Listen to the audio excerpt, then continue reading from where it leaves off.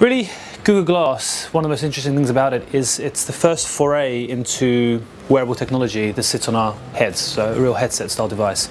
We've seen the idea of bracelets growing and growing, Jawbone up to, we're seeing Nike Feel Band, but this is a real version that sits on our faces and acts as a predictive assistant piece.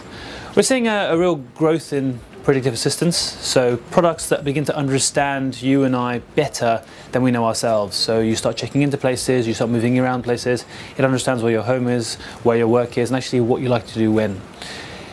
Google Glass really can understand all those things, but actually it starts bringing in a piece of information about a card size. It looks like a billboard about 8 feet away from you, and it informs you around simple things like the nearest destination to things. So I can look around and ask it for destinations, I can take photos, I can take videos, but really it starts to augment what my handset, my phone can do. It really will help the user throughout the day. So when you first put it on, it does feel quite intrusive sitting on your face, but actually very quickly it does start drifting away into your peripheral vision, and you forget it's there until people start staring at you as you're walking around the street. But it does pop in throughout the day and give you information. So the real use case for us, and when we use it around, is information in terms of emails coming through, tweets coming through. But for me, it's been around the fact of, actually, you know what, I'm lost, I just ask it a simple question and the guidance kicks in and starts talking me around a certain place. So the main way of interacting with it is through voice. Yes, you can swipe up and down on the right hand side here. The voice recognition piece comes out of Google Now, which is absolutely fantastic. Yes, of course, there's always some time that there's a mistake.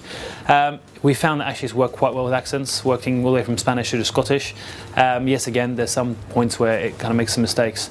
But the voice recognition piece is absolutely fantastic as you go around with that. It's real use cases for me in industries where your hands are busy. So imagine if you're a surgeon and you're actually working on a patient, and actually you can see blood pressure and so on the glass, or say if your car breaks down and you can open the bonnet of the car, have a look in the engine, actually you have an engineer walking you through what can be done. So actually the applications are limitless, really. If I get my glasses, this product here, now if by holding this you'll see that the majority of the product sits on one side.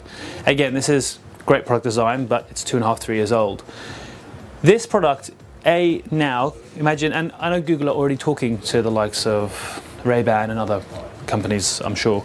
But the idea is you could simply build the product into the stalk side of the glasses, and then you can get the projection to come on the glass itself.